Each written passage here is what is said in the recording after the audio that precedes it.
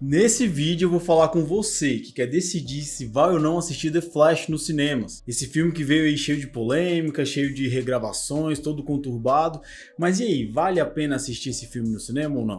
É por isso que nesse início eu vou falar sem spoiler, pra gente conversar um pouco mais da minha experiência no cinema, mas depois eu vou falar mais abertamente para quem gosta de saber dos spoilers. Claro, não vou estragar a sua experiência para quem quer assistir também no cinema mesmo vendo spoilers, mas não vou contar a história inteira. Se você quer decidir se vai assistir no cinema ou não, fica no começo desse vídeo que eu vou te avisar a partir do momento que a gente for falar com spoilers, beleza? Então esteja avisado. The Flash é um bom filme e isso mostra pra gente que o que faltava na DC talvez fossem boas ideias.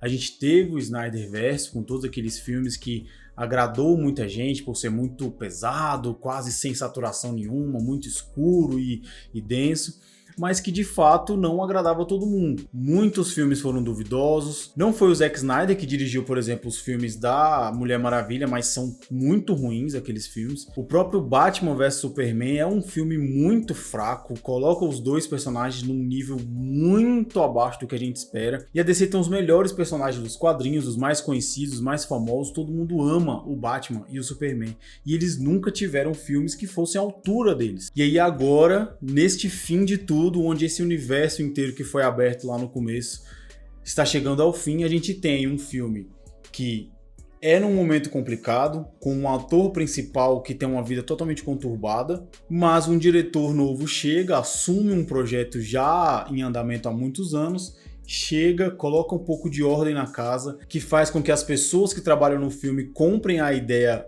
que ele trouxe e faz isso no meio do caos. Então The Flash é um bom personagem, um bom diretor, mas num lugar que é a DC, que está totalmente em caos, que está totalmente desorganizada, e o filme é um reflexo disso. Isso já sabendo que o filme teve 3 finais gravados, e não que foram 3 finais alternativos. Foi um final quando o filme foi feito de verdade, depois eles mudaram totalmente porque queria dar outro caminho para o filme, gravaram outro final, e agora com todo esse planejamento novo do James Gunn, eles colocam um outro final para finalizar o filme de outra forma. Então, The Flash é um ótimo filme, com ótimas ideias, mas que é conturbado assim como toda a DC. E a primeira coisa que eu te digo é, o hype pode acabar com a sua experiência no cinema. The Flash teve lá suas primeiras apresentações há muito tempo e todo mundo veio falando que era o melhor filme de herói já feito, que era um filme muito bom, que ia ser isso, que ia ser aquilo e muitas boas críticas saindo. Mas calma, essas críticas elas vêm de um pessoal selecionado. Muitas pessoas de dentro da própria Warner, que é a produtora do filme, disseram essas coisas, que era um filme muito bom, o melhor filme já feito e tarará, tarará. Eles, achando que estariam fazendo um bom marketing, acabou que fez o contrário. As pessoas que hoje talvez optam por não assistir The Flash é por ver pessoas que assistiram na estreia ou na pré-estreia que não gostaram tanto do filme quanto foi dito antes. Quando você fala que um filme é perfeito e que ele é muito bom, que ele é o melhor filme de super-herói já feito, se ele for um pouco menos do que isso na sua experiência no cinema, você já sai de lá desapontado. Então muitos criadores de conteúdo que gravaram suas análises do filme, assim que o filme foi lançado, ou talvez até alguns dias antes, nem todo mundo gostou. E muitos deles fizeram uma crítica até negativa sobre o filme. E isso faz com que as pessoas vejam e achem que não vale a pena assistir. Mas essa não é a verdade de The Flash. Ele é sim bagunçado, o multiverso é uma bagunça dentro do filme, mas esse é o conceito de multiverso. A própria Marvel, para falar sobre o multiverso, ela coloca um pouquinho num filme, um pouquinho numa série, um pouquinho numa cena pós-crédito de outro filme, e vai trabalhando o conceito de multiverso. A DC não tem nenhum tipo de planejamento para falar sobre assunto nenhum, então ela joga isso nos seus filmes quando ela quer desenvolver algo, e sai isso daí. Até a representação que eles usam lá no próprio filme é uma bagunça, não dá para entender tão claramente, e não espere entender o conceito de multiverso na DC e talvez em lugar nenhum, porque vai ser sempre controverso e vai ser sempre estranho mesmo. Mas o que de fato deve ser ressaltado é que eu não me lembro de ter saído tão alegre de um filme como eu saí desse. The Flash realmente tem um timing cômico muito bom.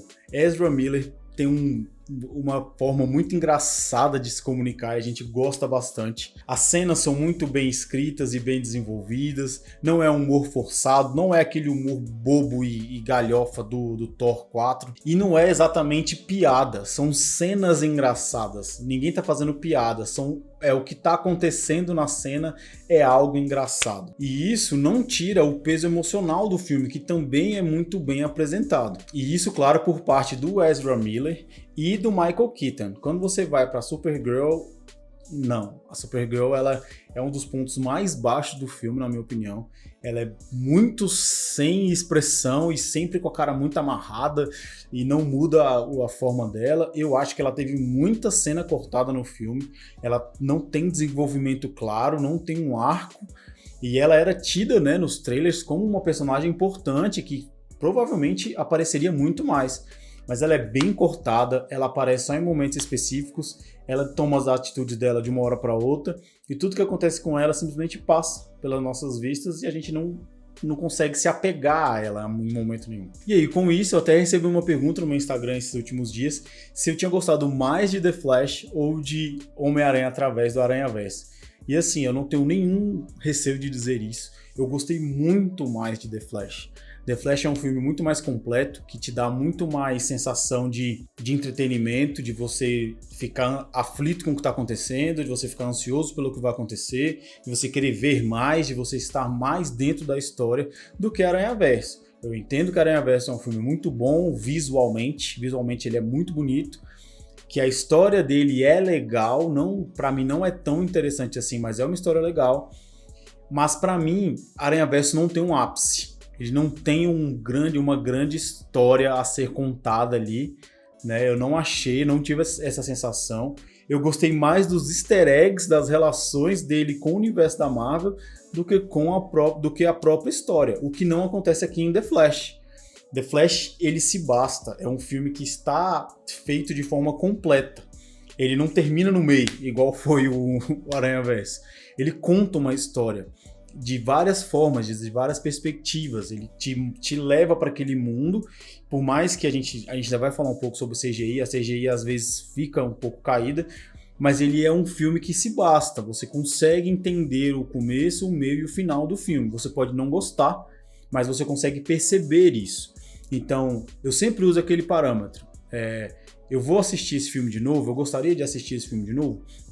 E a minha resposta para The Flash é sim, eu assistiria ele de novo no cinema novamente. Quando ele vier para o HBO Max, eu vou assistir novamente, o que não vai acontecer certamente com o Aranhaverso. Eu assisti o primeiro Aranhaverso também uma vez, não quis assistir de novo, e esse também, o 2, eu assisti e não tenho o menor interesse em ver de novo. Eu não consumo nenhum conteúdo sobre ele, porque realmente é um filme que eu não me agradei.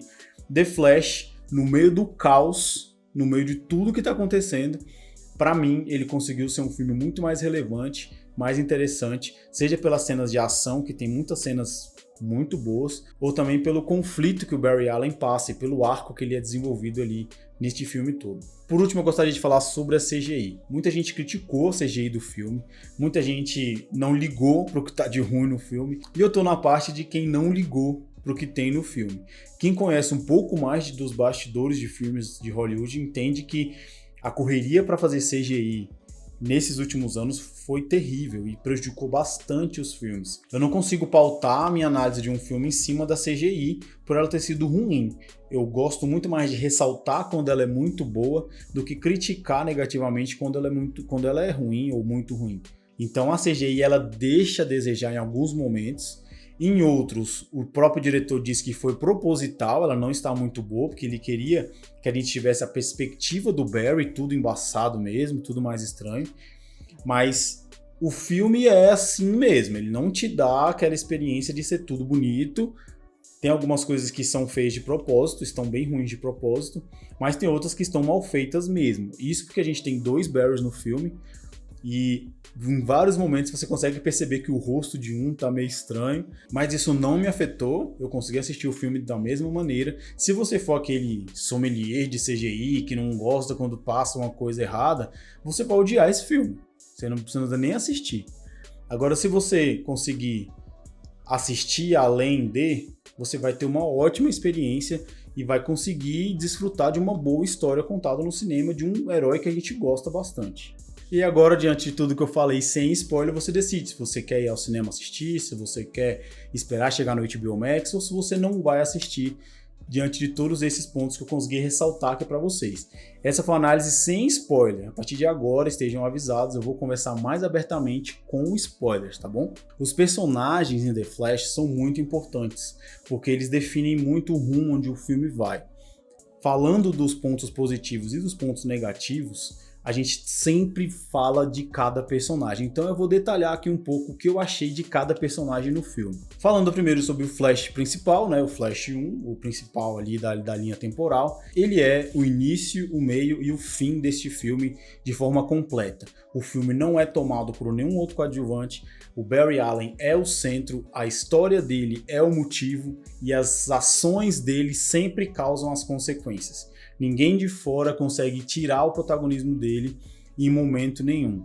Falando do ator, ele é o melhor de todos no filme. Ele tem um timing cômico, como eu já disse, muito bom. O peso dramático que ele coloca também é muito bom. Você vai gostar de todas as cenas em que ele está. Inclusive, ele está em todas as cenas do filme. Eu não consigo recordar de uma cena que não tenha o Barry Allen em nenhum momento, então ele é muito presente, ele toca realmente o filme e com certeza é o que leva o filme a um patamar um pouco mais acima. Já no começo do filme a gente consegue ver ali uma cena em que está o Barry Allen e o Batman do Ben Affleck. Eu até hoje não tinha gostado deste Batman, eu nunca tinha visto nada, pra mim ele era o pior, mas com esse começo desse filme, com esse início ali, o Batman do Ben Affleck conseguiu me fazer mudar de ideia completamente de como ver esse personagem no cinema. Ele tá simplesmente incrível. As cenas de ação em que ele está são muito boas, bem feitas, bem dirigidas. O Ben Affleck tá muito bem, muito à vontade, muito seguro do que ele tá fazendo. E ele protagoniza uma das melhores cenas do filme, no meu ver. E aí ali, já falando desse início, a gente consegue ver também que tem a aparição da Gal Gadot.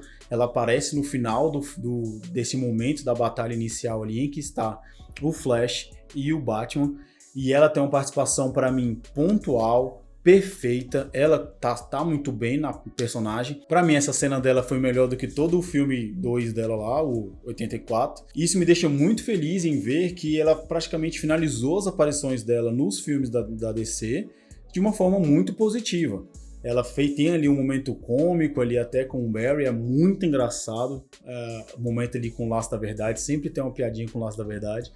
Então foi muito bom ver a Gal Gadot aparecendo daquela forma, de forma pontual, e ainda saiu voando, né? Para quem viu os dois filmes dela, viu que ela estava ainda aprendendo os poderes ali, ela saiu voando de verdade, igual era nos desenhos, nos quadrinhos, que ela já voa já.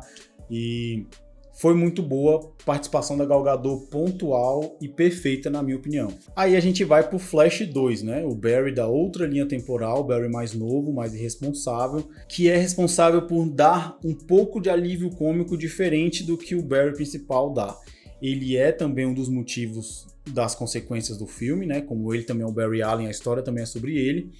Mas em alguns momentos ele passa um pouco do tom. Ele tá muito bobo e besta demais. E tá um momento super tenso e ele tá muito brincalhão demais. E em alguns momentos ele passa do tom. Às vezes ele tá muito besta pra uma coisa muito séria. Então ele talvez possa ter perdido um pouco a mão em alguns momentos, mas no terceiro ato ali do filme, no final do filme, ele se mostra diferente. E mostra que ele tem tanta força quanto o Barry Allen principal, talvez. E é também um ponto que pesa um pouco mais para melhor do que para pior. O que já é o caso, né, da Supergirl. Eu já tinha falado sobre ela um pouquinho antes, mas a Supergirl, ela tá muito destoando no filme. Ela é bem fraca. O uniforme dela aparece do nada, tá lá, e o uniforme, ela pega o uniforme perfeito. Então, assim, sem preparação nenhuma para personagem, sem finalização nenhuma, sem desenvolvimento algum, ela voa para um lugar, vai embora, depois ela aparece no mesmo lugar que ela estava antes, e ficou mal feito mesmo. Eu espero que não tenha sido construção de personagem e que sim, ela foi cortada demais na edição, né? A gente sabe que até a própria Sasha Calle disse entrevistas que teve muito mais cenas gravadas e que ela gravou muita, principalmente aquele começo ali dela, né, que ela batendo nos policiais e tudo mais, essa cena foi muito maior, a gravação foi muito maior, mas na edição final foi mais podada, né, porque senão o filme teria muita brutalidade, ela ia fazer muita coisa estranha, e no corte final eles tiraram para também o filme não ficar para maior de 18, né? E isso prejudicou a participação dela, na minha opinião, mas já que ela não vai aparecer nunca mais mesmo, que bom que seja assim. E pra gente que é BR, que bom que a Bruna Marquezine não entrou nesse, né? Porque se a Bruna Marquezine entra como Supergirl agora, ela ia acabar, né? Ela já ia fazer esse filme e pronto. Mas não, ela tá em Besouro Azul, que já foi confirmado como o primeiro filme dessa nova DC do James Gunn.